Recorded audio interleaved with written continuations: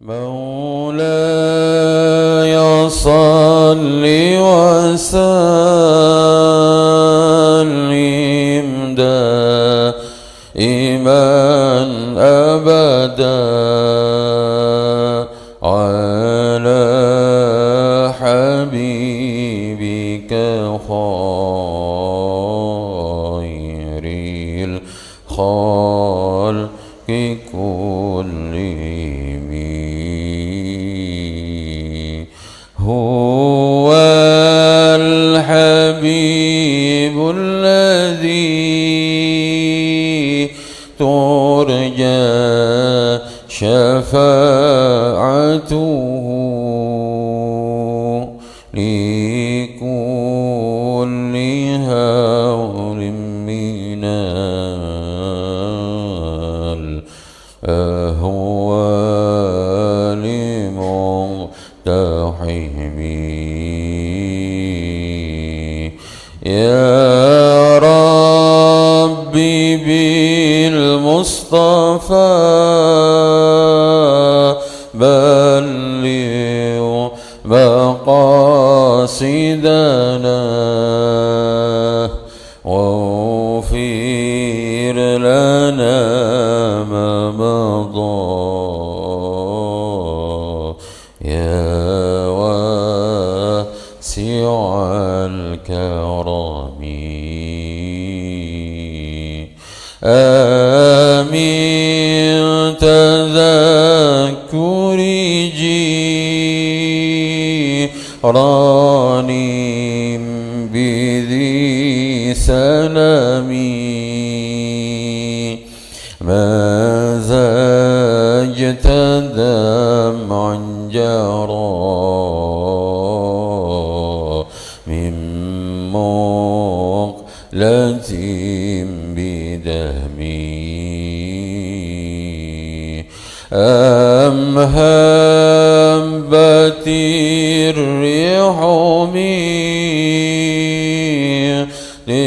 تلقاء كاذمة وأومض البرق في ظلماء من عظامي. فما لعينيك إن قلت فهمتا وما لقلبك إن قلت استفيق يهمي. مولاي صل وسلم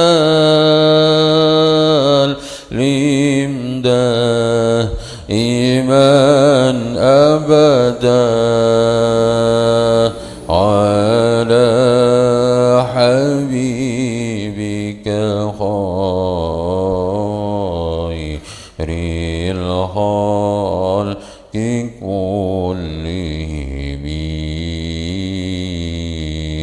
هو الحبيب الذي ترجى شفاعته لكل هول من الأهوال مقتحم. يا ربي بالمصطفى بلغ مقاصدنا واغفر لنا ما مضى يا واسع الكرم.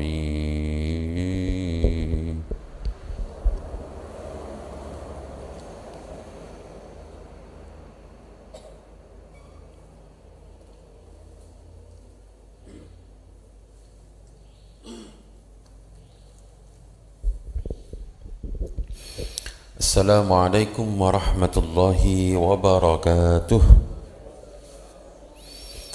Ila hadratin Nabi al-Mustafa Muhammad Rasulullah sallallahu alaihi wasallam wa alihi wa ashabihi wa dhurriyyatihi. Syai'un lillah lahumul Fatihah. A'udzu billahi minasy syaithanir rajim. Bismillahirrahmanirrahim. Alhamdulillahi rabbil alamin. Ar-Rahmanir Rahim. Maliki yaumiddin. إياك نعبد وإياك نستعين اهدنا الصراط المستقيم صراط الذين أنعمت عليهم غير المغضوب عليهم ولا الضالين آمين. ثم إلى حضرة آبائنا وآبائكم وجدنا وجدكم وأصولنا وأصولكم وفروعكم ومن حولنا ومن حولكم وخصوصا إلى جميع مشايخنا وأساتذتنا. شيء لله لهم الفاتحة. أعوذ بالله من الشيطان الرجيم. بسم الله الرحمن الرحيم. الحمد لله رب العالمين. الرحمن الرحيم. مالك يوم الدين. إياك نعبد وإياك نستعين اهدنا صراط الذين أنعمت عليهم غير المغضوب عليهم ولا الضالين آمين. لقضاء حاجتنا وحاجتك من حوائج الدنيا والآخرة يسر لنا كل أمورنا سهل لنا كل عصورنا بجاه سيدنا المصطفى أي بركات هذا المجلس. الفاتحة. أعوذ بالله من الشيطان الرجيم. بسم الله الرحمن الرحيم. الحمد لله رب العالمين. الرحمن الرحيم. مالك يوم الدين. إياك نعبد وإياك نستعين اهدنا الصراط المستقيم صراط الذين أنعمت عليهم غير المغضوب عليهم ولا الضالين آمين. رب اشرح لي صدري ويسر لي أمري واحلل عقدة من لساني يفقه قولي. ربي زدني علما نافعا وارزقني فهما. أعوذ بالله من الشيطان الرجيم. بسم الله الرحمن الرحيم. ثم قست قلوبكم من بعد ذلك فهي كالحجارة أو أشد قسوة وإن من الحجارة لما يتفجر منه الأنهار وإن منها لما يشقق فيخرج منه الماء وإن منها لما يهبط من خشية الله وما الله بغافل عما تعملون. أفتطمعون أن يؤمنوا لكم وقد كان فريق منهم يسمعون كلام الله ثم يحرفونه من بعد ما أقلوه وهم يعلمون. وإذا لقوا الذين آمنوا قالوا آمنا وإذا خلا بعضهم إلى بعض قالوا أتحدثونهم بما فتح الله عليكم ليحاجوكم به عند ربكم أفلا تعقلون. الآية. صدق الله العظيم. Sarang-sarang niatkan lenggah kita tenggene majelis ingkang mulya niki. Kita niatkan untuk talabul ilmi, patos ilmu seperti anjuran saking kekasih kita, junjungan kita Nabi Muhammad sallallahu alaihi wasallam. Mugi-mugi kanthi ngikuti tindak lampai kita diakoni sebagai umatnya dan kelak layak untuk mendapatkan syafaatnya. Allahumma amin. Kita niatkan juga untuk i'tikaf. Bismillahirrahmanirrahim. Nawaitul i'tikaf sunnatan lillahi ta'ala. Kaping kalih sareng-sareng kita muji syukur dhateng Allah Subhanahu wa taala karena hari ini kita masih bisa melanjutkan untuk belajar mempelajari apa yang sudah Allah turunkan kepada kita, nikmat yang paling besar yaitu Al-Qur'an. Dalam belajar kita niki ada banyak campur tangan dari Allah, mulai dari kesehatan kita, kelonggaran hati kita, waktu kita, pikiran kita, semuanya niki saking Gusti Allah dan harus kita syukuri bersama-sama dengan bacaan Alhamdulillahirabbil alamin. Ketiga, salawat serta salam Allahumma salli ala sayyidina Muhammad, Allahumma salli ala sayyidina Muhammad, Allahumma salli ala sayyidina Muhammad. Kita akan melanjutkan belajar kita terhadap Al-Quran. Ayat-ayat yang akan kita pelajari adalah ayat berikutnya setelah keterangan tentang Bani Israel kemarin.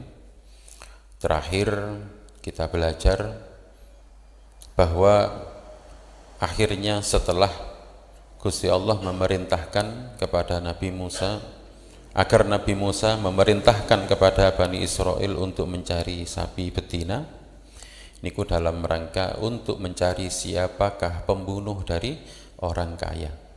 Orang kaya yang sudah dibunuh mati, kemudian disebutkan fakul nadribuhu bi ba'diha, pukullah bagian dari mayat itu dengan sebagian dari sapi betina itu, maka akhirnya orang itu pun kembali hidup dan mengatakan, sebuah pengakuan, inilah yang membunuh saya, keponakan saya sendirilah yang telah membunuh saya. Setelah itu orang ini juga mati kembali setelah memberitahu siapa pelakunya. Niki sebuah ayat yang tidak biasa sebenarnya Bapak Ibu. Ini adalah ayat yang luar biasa bagi orang-orang yang hatinya niku lembut, akan mudah memahami ayat-ayat ini dan akan mudah memahami bahwa Allah itu maha segala-galanya.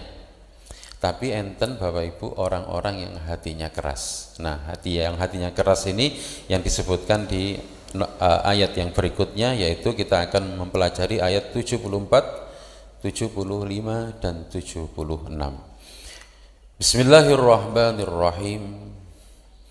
Tsumma qasat qulubukum, kemudian hatimu menjadi keras. Mim ba'di dzalika, sesudah semuanya diberikan kepadamu, sesudah semuanya itu terjadi kepadamu. Fahiya kal hijarati, hati yang keras itu bahkan seperti batu. Au asyaddu qaswa, atau bahkan lebih keras daripada batu.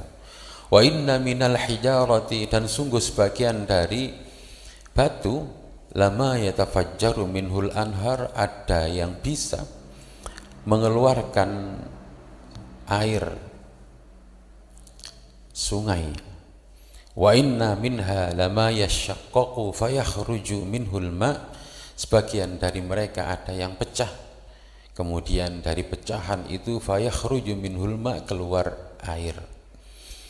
Wa inna minha lama yahbitu min khasyatillah, sebagian dari batu itu ada yang jatuh karena rasa takutnya kepada Allah.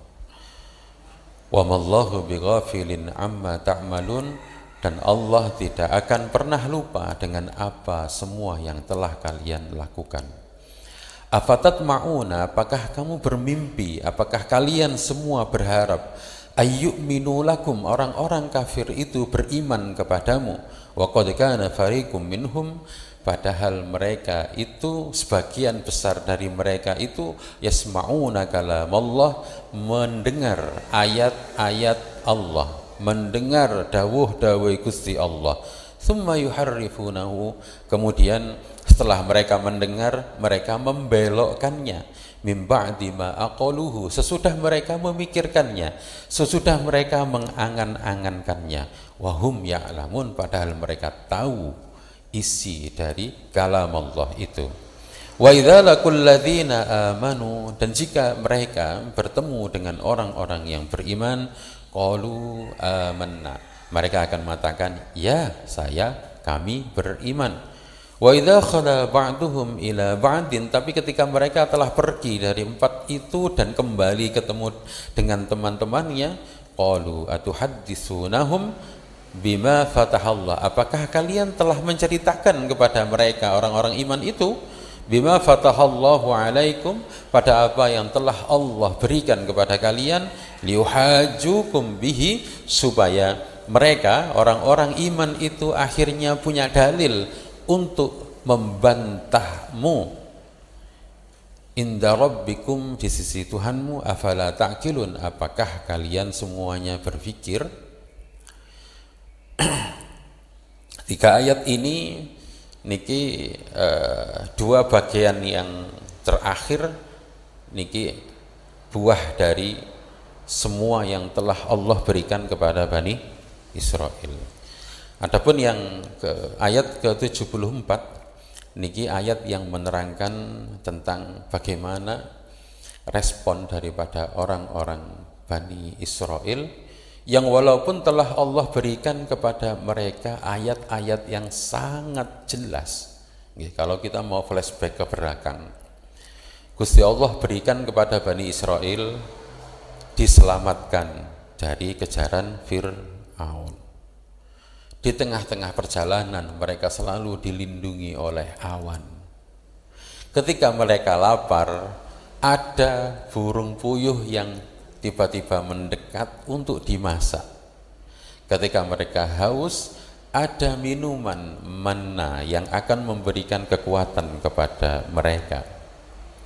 Ketika mereka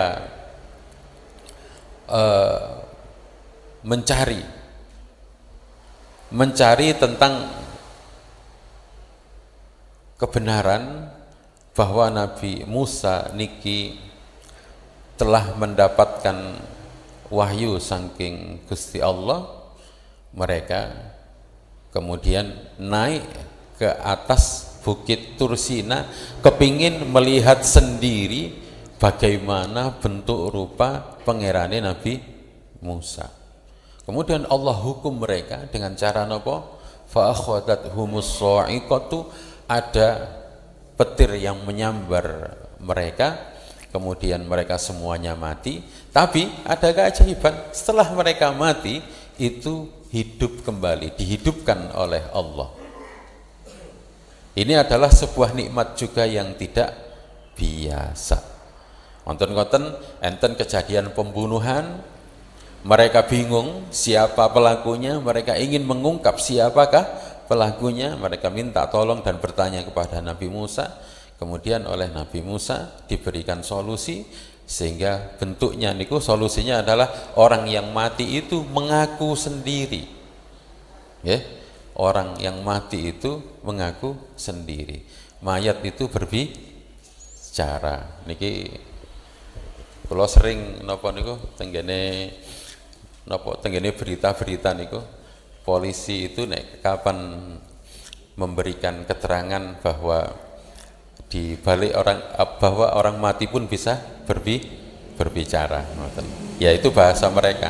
Tapi ternyata berbicaranya niku tentunya enggak sama dengan berbicaranya mayitnya yang ada di Nabi Musa niki. Rentetan semua nikmat-nikmat dan keajaiban-keajaiban yang telah Allah berikan kepada Bani Israel tidak membuat mereka lembut hatinya. Tapi napa? Summa qasat qulubukum, hati mereka keras. Hati mereka keras-kerasnya niku sama seperti batu tenggene mriki. Tapi kemudian kali Gusti Allah niku diberikan perbandingan. Hati mereka keras sekeras batu, tapi bahkan lebih keras daripada batu. Kenapa kok dinamakan keras lebih batu? Wa inna minal hijarati lama yatafajjaru minhul arhar. Sekeras-kerasnya batu itu masih bisa pecah karena air. Sebagian dari batu itu bahkan ada yang jatuh dari atas hanya karena takut kepada Allah. Cerita tentang batu itu banyak, salah satunya adalah ketika Rasulullah sallallahu alaihi wasallam hijrah ke Taif, pulang dari Taif niku kan dalam keadaan mboten eco. Kenapa kok mboten eco? Karena dikejar-kejar oleh orang Taif.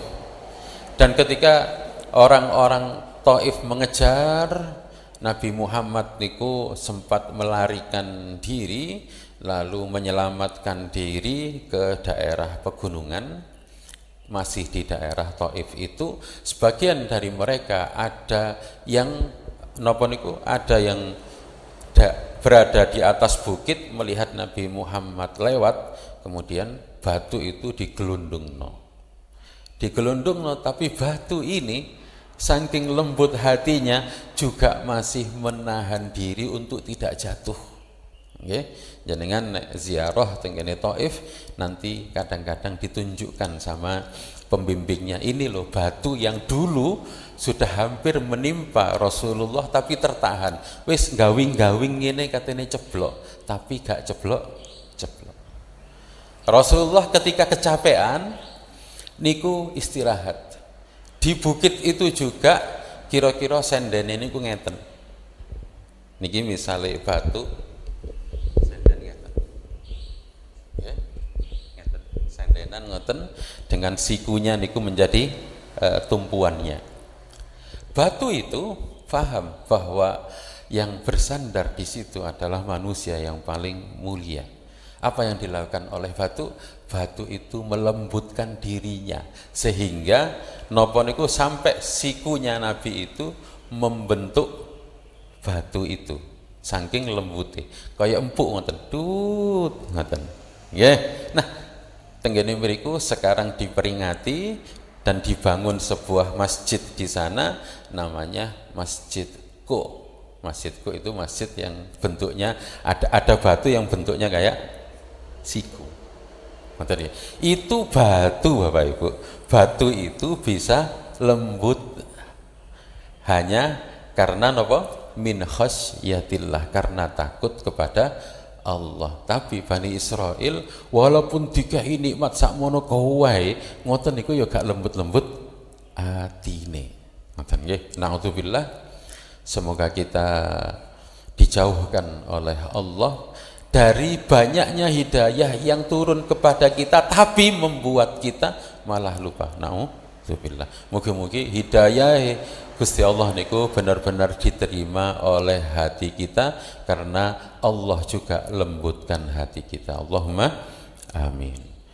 Terus Bapak Ibu, wa mallahu bighafilin amma ta'malun. Allah tidak akan pernah melupakan apa semua yang telah kalian lakukan. Jadi nopo mawon sing dilakoni, yang dilakukan oleh kita. Tapi niki lebih kepada orang-orang Bani Israel niku. Setiap kali Gusti Allah paring napa niku petunjuk, paling pertolongan kepada mereka, mereka niku selalu menggak-menggok ngoten. Responnya niku selalu gak tahu tepat. Ora kok malah nyedek nanggone Gusti Allah, tapi malah nambah oleh ngelunjai oleh kurang ajari. Ada beberapa ayat yang menunjukkan itu. Contohnya ngeten. Di ayat 61 melanjutkan cerita tentang Bani Israel niku yang sudah diselamatkan oleh Allah berkali-kali, tapi mereka sekarang mulai bosan gara-gara makanane kok burung puyuh terus. Akhirnya matur nenggene Nabi Musa, wa idh qultum ya Musa lan nasbiru ala ta'ami wahidin. Wahai Nabi Musa, sampean matur nanggone pangeran ngoten lho, kami ini sudah nggak bisa tahan makan model kayak begini, makan kok terus-terusan menu nih siji ae, mbok yo napa niku ditambahi bervariasi. Fad'u lana rabbaka yukhrij lana mimma tumbitul ardu mim bakliha, agar Allah mengirimkan yang beragam, bakal sayur-sayurannya itu sing akeh ngono lho, ojo ngene mblenger kami. Wa qistaiha, dan jenis timun-timunan si agai, timune ono, semongkone ono, melone ono, ngoten. Timun mase ono, ojo ngene-ngene ae bosen. Wa fumiha wa adasiha, jenis kacang-kacangannya ada, jenis macam-macamnya atas. Atas niku termasuk biji-bijian, nggih. Atas niku masuk. Jadi kacang-kacangane disiapno, biji-bijiane disiapno, buah-buahane, sayur-sayurane. Wa basaliha, dan jenis napa niku bawang-bawangannya, bawang merah, bawang putih, bawang bombay, ngoten wis pokoknya lengkap, wis koyo ndek kulkas lah ngoten. Permintaan mereka. Wong dikei nikmat wis gak karu-karuan, sik njaluk sing aneh-aneh.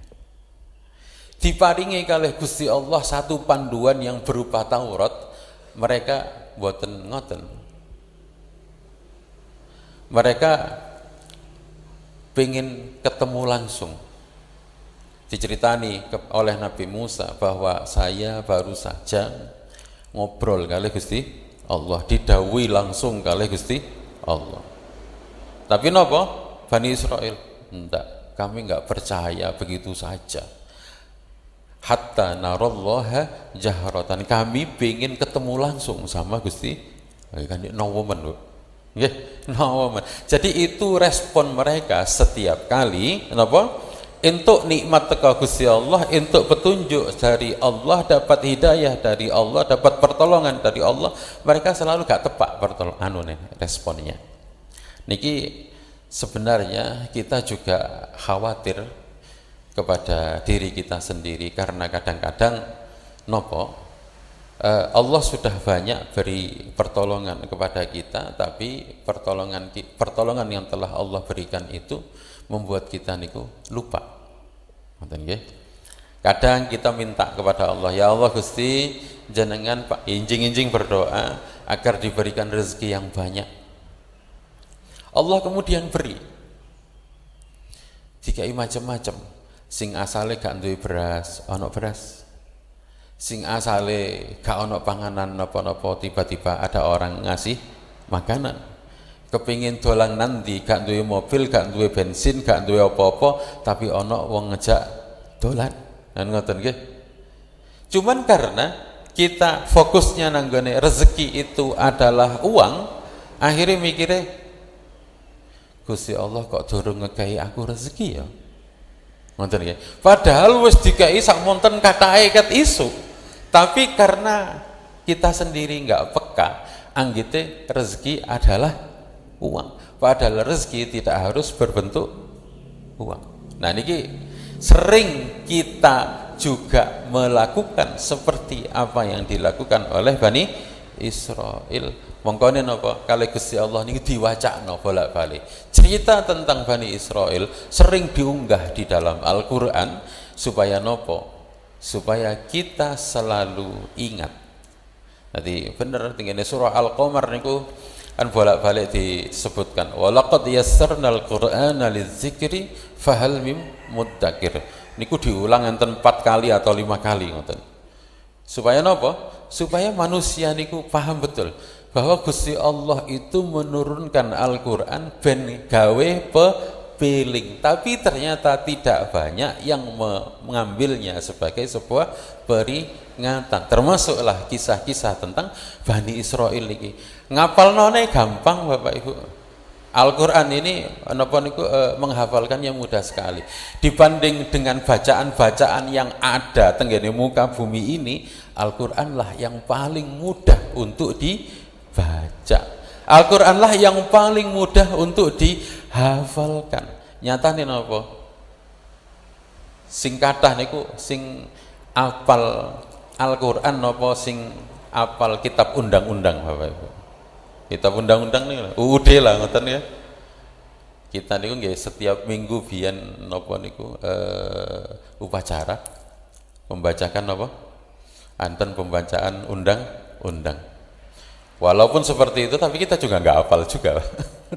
Cara sing hafal niku antara sing hafal Quran kali kitab undang-undang ya lebih banyak kitab Al-Qur'an. Bandingkan dengan Al-Qur'an dengan Injil.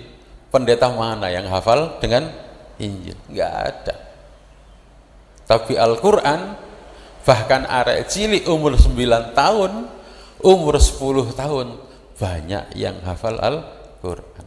Bener napa? Walaqad yassarnal Qur'ana lidzikri fahal mim muddakir. Al-Qur'an itu dimudahkan niku supaya orang itu banyak mengambil pelajaran. Kisah tentang Bani Israel niki wau. Kita bisa mengambil pelajaran dari banyak hal. Contohnya apa? Ya niku tentang larangan untuk membunuh. Kan niku wonten ya. Larangan untuk membunuh. Kenapa? Karena setiap pembunuhan niku pada ujungnya pasti akan terungkap. Bahkan dengan cara yang paling ajaib sekalipun, yaitu mayatnya bisa berbicara sendiri. Nek sakniki ilmune polisi tambah canggih, enten forensik macem-macem, niku hanya petunjuknya darah ngoten mawon wis konangan. Iki sapa sing mateni? Seolah-olah mayatnya berbicara, inilah yang membunuh saya. Tapi nek zaman biyen ya pakai mukjizat, Pak. Ilmune sik durung nutut, makanya harus pakai mukjizat. Mukjizatnya Nabi Musa apa? Salah satunya adalah menghidupkan orang mati dengan dipercikkan darahnya sapi. Pun. Sekarang kita pindah ke ayat yang berikutnya.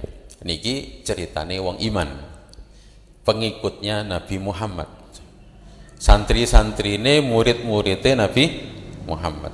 Afatat ma'una ayyuminu lakum, apakah kamu berharap bahwa orang-orang kafir itu akan beriman kepada kamu seperti kamu beriman? Niki pertanyaan, Pak. Pertanyaan ini bukan supaya dijawab, mboten, tapi pertanyaan ini untuk mengingatkan bahwa enggak begitu. Nonton ya? Tidak seperti itu. Wa qad kana fariqum minhum yasma'una kalam Allah, padahal mereka itu sudah mendengar langsung ayat-ayatnya Gusti Allah. Nih, niki akhirnya balik maneh nang kene ceritane Bani Israil. Kita Bapak Ibu, pernahkah kita melihat mukjizatnya Nabi? Mboten kan? Langsung kan mboten. Tapi Bani Israil langsung melihat mukjizat itu. Bani Israil langsung merasakannya. Tapi walaupun mereka melihat dan merasakannya langsung, itu tidak membuat mereka beriman. Di dalam kitab mereka jelas-jelas disebutkan bahwa nanti yang akan membawa mereka pada keselamatan, nanti ada seseorang yang akan diutus sebagai penutup dari para nabi. Mereka menunggunya, Bapak Ibu. Mereka menunggunya dan tahu betul siapa ini, karena ciri-cirinya sudah sangat jelas di dalam kitab mereka. Niku disebutkan seperti itu. Tapi begitu yang diutus bukan dari golongan mereka, bukan dari bani mereka, mereka gak mau nerima. Kenapa? Ya karena selama ini kan Bani Israel merasa superior, merasa keren, merasa bangga karena semua nabi itu diturunkan dari golongan Bani Israel. Tapi begitu ada satu yang nopo niku yang paling agung, yang menjadi penutup dari para nabi itu adalah bukan dari golongan mereka, mereka tidak mau menerima. Rasa gengsinya, rasa sombongnya membuat mereka nopo boten purun menerima. Akhirnya nopo? Yang sudah jelas niku ayat-ayat yang menceritakan tentang Nabi Muhammad, kedatangannya, ciri-cirinya niku pelan-pelan dikaburkan, Bapak Ibu. Pelan-pelan dikaburkan. Namanya mulai diganti-ganti, jenenge digonta-ganti, ciri-ciri ini digonta-ganti. Bahkan syariat-syariat yang lain, contoh kayak hukuman berzina juga mulai diganti. Sontang sodakoh diganti. Siapa yang mengganti? Ya para pemimpin agama mereka. Contohnya tentang sodakoh dan zakat. Bahwa sodakoh dan zakat itu wajib untuk semuanya. Tapi oleh mereka diganti. Napa? Wajib untuk umatnya, tapi untuk ulamanya gak wajib. Ngoten. Maksudnya napa? Ya ben wong-wong niku napa oleh ngekei zakate niku hanya kepada napa niku sinagognya, ya pada para rabinya. Rabi niku pendetane. Bab zina juga sama. Kalau yang berzina itu di kalangan rakyat biasa, maka dihukum seperti hukuman yang disebutkan di dalam kitab Taurat. Tapi begitu yang melakukan perzinahan itu adalah orang-orang besarnya, maka hukumannya diganti. Diwola-walik semua syariatnya. Cerita tentang Nabi Muhammad juga dikaburkan. Nah, niki Bapak Ibu disindir oleh Al-Quran, wa qad kana fariqum minhum yasma'una kalamallah. Mereka semuanya sudah mendengar dawuh-dawuh Gusti Allah, tapi summa yuharrifunahu, mereka ngenggokno, dienggokno, tidak napa niku Gusti Allah perintah ngene tapi mboten ngoten sing dilakoni sing liyane, dienggok-enggokno. Padahal mereka sudah mimba di ma'aqalu, wis mikir tenanan. Oh iya, sumben iku nek ana nabi ciri-cirine kaya ngene, nanti inilah nabi yang akan napa niku akan menyelamatkan kita. Termasuk Bapak Ibu ngeten. Jadi sebelum Rasulullah itu hadir di kota Madinah, niki salah satu kehebatan orang Yahudi. Sebelum Rasulullah hijrah ke Madinah, orang Yahudi niku sudah tahu. Jauh sebelum Rasulullah niku ke Madinah, bahkan mungkin beliau belum diangkat jadi nabi, orang Yahudi sudah tahu. Nanti nabi akhir zaman, nabi penutup nanti akan tinggalnya di Madinah. Itulah kenapa mereka eksodus besar-besaran untuk tinggal di Madinah. Mereka ingin menyambut nabi itu. Wes ngerti mereka. Tapi begitu kenyataannya bukan dari golongan mereka, kecewalah mereka. Ngoten. Mereka berharap dengan napa niku petunjuk yang ada di dalam kitab Taurat bahwa nabi itu nanti akan tinggal di Madinah. Mereka ndisi itu ngene niku, sapa ngerti aku sampeyan sing dadi nabi. Sapa ngerti di antara kami. Ngoten. Mereka sudah menyambutnya. Tapi begitu kenyataannya tidak seperti itu, mereka lah orang yang paling dahsyat oleh musuhi Kanjeng Nabi. Kehebatan wong Yahudi wis ngerti kok nek Nabi arepe manggon tengene Madinah, sudah tahu. Jadi puluhan tahun sebelum Rasulullah niku ke sana, orang Yahudi sudah mendahului. Jadi tengene Madinah apakah banyak orang Yahudi? Banyak, Pak. Bani Nadir. Ya, mereka tinggal di Madinah lebih dulu daripada Kanjeng Nabi. Betul. Kenapa?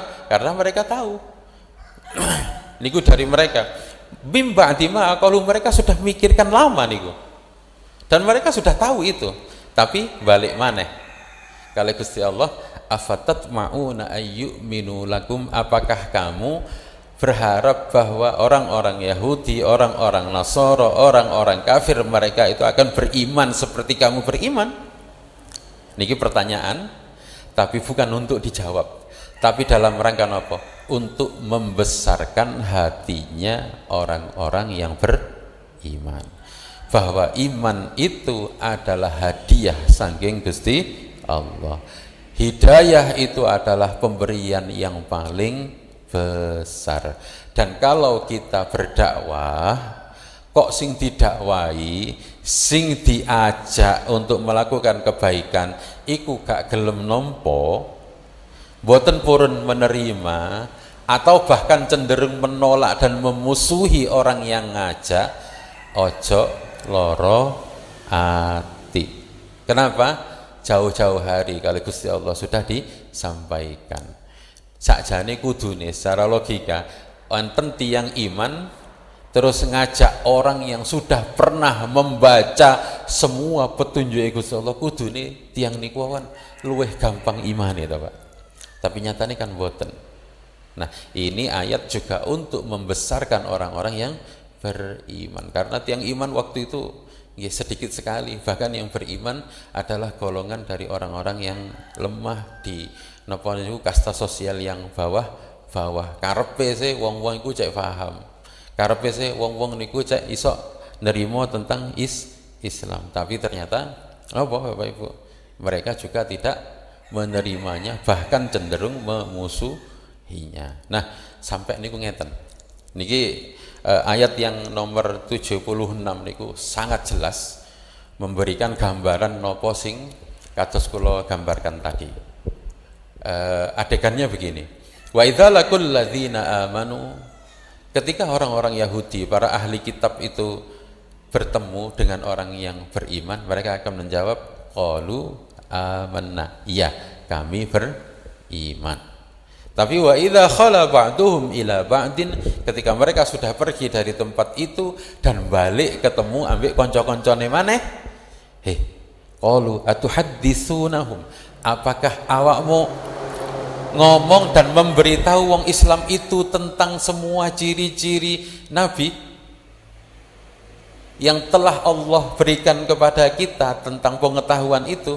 Mereka mengingatkan, maksudnya apa? Ben koncone ora menceritakan tentang semua informasi kenabian yang ada di dalam kitab Taurat. Ojo ngomong-ngomong loh ya. Karena kalau kalian semuanya ngomong-ngomong, nanti itu semua akan digunakan oleh orang-orang Islam liyuhajjukum bihi inda rabbikum, digunakan untuk mendebat kita, habis kita nanti. Ojo di kandak-kandakno kepada wong Islam. Biarlah mereka seperti itu. Sing penting awake dhewe nek ketemu ambek wong iman, kita mengatakannya qalu amanna, kami beriman. Tapi tentang ilmu pengetahuan yang kita punya tentang Nabi Muhammad ini jangan sampai bocor kepada mereka, karena kalau sampai bocor kepada mereka nanti akan digunakan untuk mendebat kita dan kita akan kalah. Niku kelakuannya tiang Yahudi. Bapak Ibu,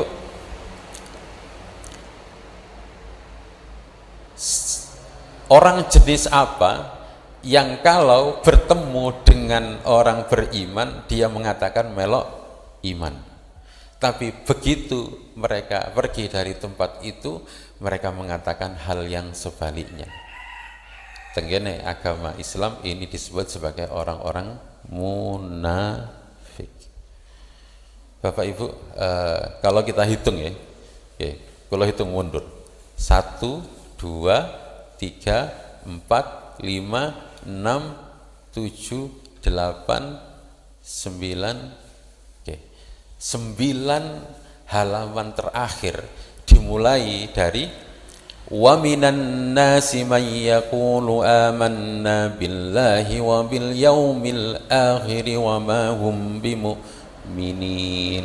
Ada orang yang berkata bahwa kami beriman kepada Allah dan hari akhir, tapi wa ma hum bimu'minin, mereka sebenarnya tidak iman. 9 halaman sampai niku, karena sampai niku benjing-benjing tas enten malih cerita tentang munafik. Tapi setidaknya niki 9 halaman yang sudah kita pelajari menceritakan tentang orang-orang munafik. Allah menceritakan tentang orang beriman itu hanya niki kalau orang beriman itu yu'minuna bil ghaibi wa yuqimunas salata wa mimma razaqnahum yunfiqun walladzina yu'minuna bima unzila ilaika wa ma unzila min qablik wa bil akhirati hum yuqinun ulaika ala hudan min rabbihim wa ulaika humul muflihun. 3 ayat tuh. Cerita tentang orang beriman 3 ayat. Allah menceritakan tentang orang kafir, innal ladzina kafaru sawa'un 'alaihim a anzartahum am lam tunzirhum la yu'minun khatamallahu 'ala qulubihim wa 'ala sam'ihim wa 'ala absarihim ghishawatun wa lahum 'adzabun 'adzim. 2 ayat. Orang beriman diceritakan 3 ayat, orang kafir 2, orang munafik 9 halaman belum selesai. Artinya apa Bapak Ibu? Ketemu ambek wong munafik niku kita butuh ilmu yang banyak. Karena memang sebagian besar niku napa?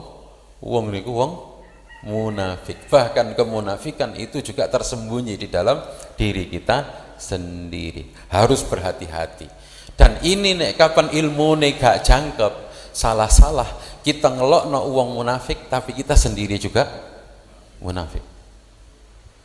Jadi ilmu nek jan kudu bener-bener mateng temenan supaya nopo ketika kita menghadapi kemunafikan kita malah bisa faham bahwa Allah itu maha besar, Allah itu maha benar, Allah itu maha memberi petunjuk, Allah niku sayang ke kita dengan cara nopo Allah kasih informasi semua hal tentang kemunafikan supaya kita tidak katut munafik dan supaya kita juga benar ketika menghadapi orang-orang munafik.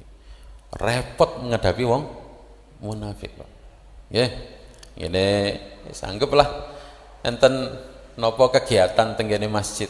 Mestine takmire ajak-ajak. Ngoten nggih? Jamaah sing akas-akas kados jenengan ya ajak-ajak. Tapi niki kan nggih, para sakula nggih pancet-pancet mawon sing ngaji, ngoten nggih.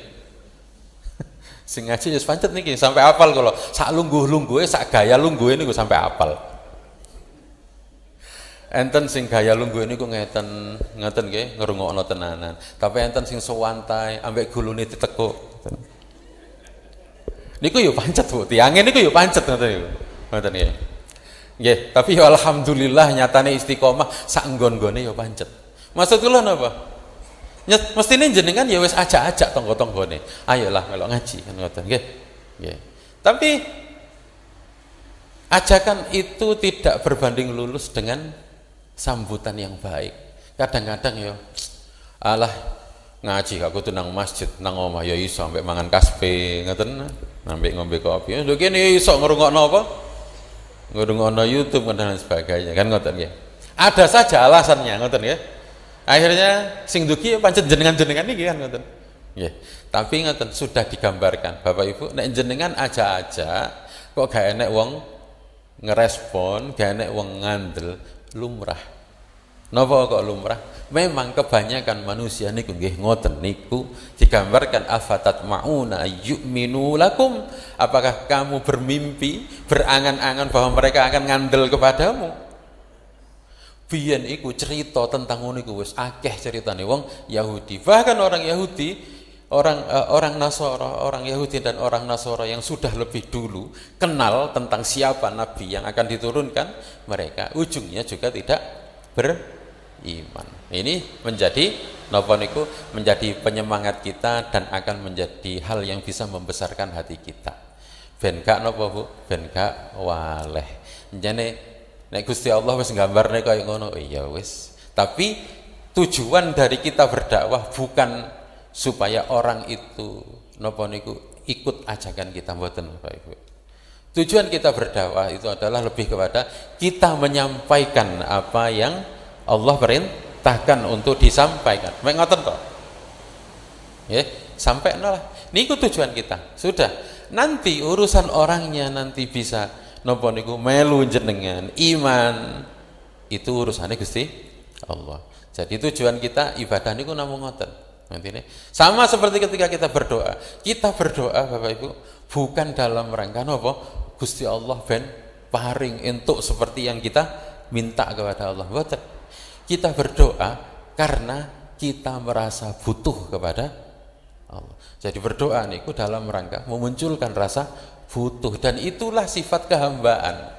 Kok enek kawula wis gak patek butuh ambek pangerane, dia sudah mulai berubah menjadi Tuhan.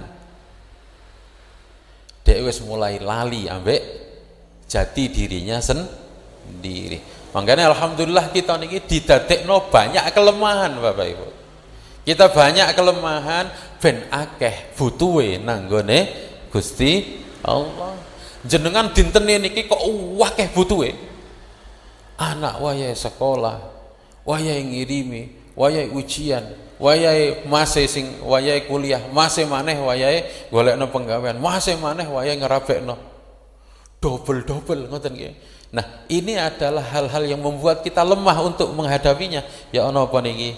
Akhirnya dengan banyaknya kebutuhan, dengan banyaknya keterdesakan, akhirnya kita menyerahkan diri kepada Allah. Nggih Gusti, niki mboten saged kula lampahi nek mboten karena angsal pitulunge jenengan. Jadi semua kelemahan ini adalah sesuatu yang harus disyukuri. Karena kalau kita hidup tanpa kelemahan, maka bisa jadi nanti kita akan pelan-pelan mengaku diri sebagai Tuhan seperti Fir'aun. Fir'aun itu simbol Bapak Ibu.